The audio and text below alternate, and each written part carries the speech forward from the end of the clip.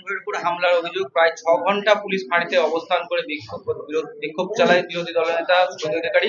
মঙ্গলবার চন্দ্রকোনা রোড চালক মানে রোডে চলোর ডাক অভিযান, তো এরকম একটা ঘটনা ঘটেছে কাল। দেখুন, দুর্ভাগ্যজনক ঘটনা। কারণ মমতা বন্দ্যোপাধ্যায় যখন বামফ্রন্টের বিরুদ্ধে বিরোধী নেত্রী ছিলেন, বুদ্ধবাবুর প্রশাসন কিন্তু তিনাকে নন্দীগ্রাম থেকে শুরু করে সিঙ্গুর বিভিন্ন জায়গায় কিন্তু আন্দোলন করার যে একটা প্যাসেজ সেটা করে দিয়েছিল। এবং সেই আন্দোলনে যদি এতটা প্যাসেজ না দিতেন বুদ্ধবাবু সরকার, তাহলে আজকে মমতা বন্দ্যোপাধ্যায় কিন্তু বাংলার মুখ্যমন্ত্রীর গদিতে বসতে পারতেন না। উনি যে ধরনের আচরণ বা ওনার প্রশাসন যে ধরনের আচরণ করছে, আজকে বিরোধীরা যে কোনো জায়গায় একটা সভা করতে গেলে তাদেরকে হাইকোর্টের অনুমতি নিয়ে করতে হয়, অথচ শাসক দলের যেখানে সেখানে যথাযথ টাইম অটাইম তিনাদের হেলিকপ্টার অবতরণ হয়ে যায়, তিনাদের সেখানে মিটিংয়ে পুলিশ তাবেদারি করে, পুলিশ তাদেরকে সুরক্ষিত দেয়, পুলিশ তাদেরকে পার্টির মিটিং করার জন্য যতটুকু সাপোর্ট করার দরকার বাংলায় আজকে আধিকারিকদের আধিপত্য রেখেই চলছে। দলের কোনো নেতাদের কোনো গুরুত্ব নেই। আজকে বাংলার রাজনীতিতে মমতা বন্দ্যোপাধ্যায় প্রশাসনিক কেন্দ্রিক রাজ্য চালাচ্ছেন, পাশাপাশি পার্টিটাও প্রশাসনিক কেন্দ্রিক করে দিয়েছে। এটাই আমাদের দুর্ভাগ্য।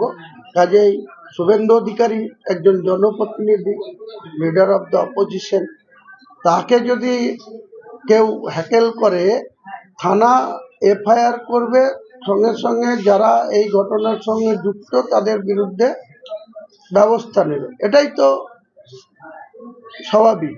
আজকে ঘটনাক্রমে 3 বারের মুখ্যমন্ত্রী। ওয়েট করুন, বাংলার মানুষ আপনাকে সিপিএম এর পরিবর্তন করে আপনাকে দায়িত্ব দিয়েছিল। এবার আপনাকে যেদিন পরিবর্তন করবে, তাকে দায়িত্ব দিবে, তখন আপনি কোথায় যাবেন? তখন আপনার কি অবস্থা হবে সেটা আপনি একবার ভাবুন। কাজেই বিরোধী আসনে থাকলে তাদের এই ধরনের আচরণ করবে। আমি ব্রিগেডে গেছি, ব্রিগেড পরিদর্শনে গেছি, সেখানে ববি হাকিমের বন্দর এলাকার লোক এসে সেখানে আমার বিরুদ্ধে স্লোগান দিচ্ছে। এটা কি ধরনের আচরণ? তিনি বিরোধীদের বিরোধিতা করলেই তখন তিনার এই ধরনের আচরণ। আবার তিনি নিজে চলে যাচ্ছেন আইন ভেঙে, মুখ্যমন্ত্রী তিনি নিজে চলে যাচ্ছেন ইডির আধিকারিকদের কাজে বাধা দিয়ে, সমস্ত সেখান থেকে ছিনতাই করে নিয়ে এসে তিনি গর্ব করে বলছেন। আবার তিনি হাজরা মোড়ে পরশুদিন বক্তৃতা করেছেন যে ওনার কাছে নাকি বিজেপির নেতাদের অনেক কিছু লুকিয়ে আছে, তথ্য আছে। কেন ফাঁস করছেন না আপনি?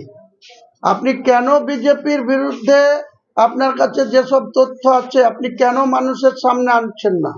আপনি বাংলার মুখ্যমন্ত্রী, আপনি কিসের স্বার্থে বিজেপির সঙ্গে এই গাঁটছড়া বেঁধে চলছেন? বাংলার মানুষকে কিন্তু আগামী দিনে মমতা বন্দ্যোপাধ্যায় আপনাকে জবাবদিহি করতে হবে। আপনি নিজেই বলছেন আপনার কাছে অনেক কিছু আছে অমিত শাহের বিরুদ্ধে।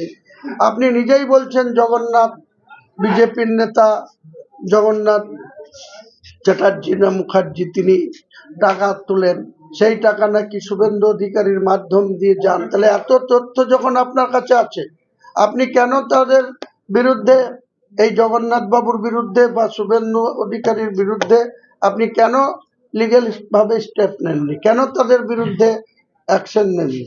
আজকে বাংলার মানুষ জানতে চাইবে, আমরা জানতে চাইবো। বাংলার মানুষকে আমরা বলবো যে মুখ্যমন্ত্রীর এই মিথ্যাচারের জবাব কিন্তু আগামী দিনে ভোটের ব্যালটে দিতে হবে।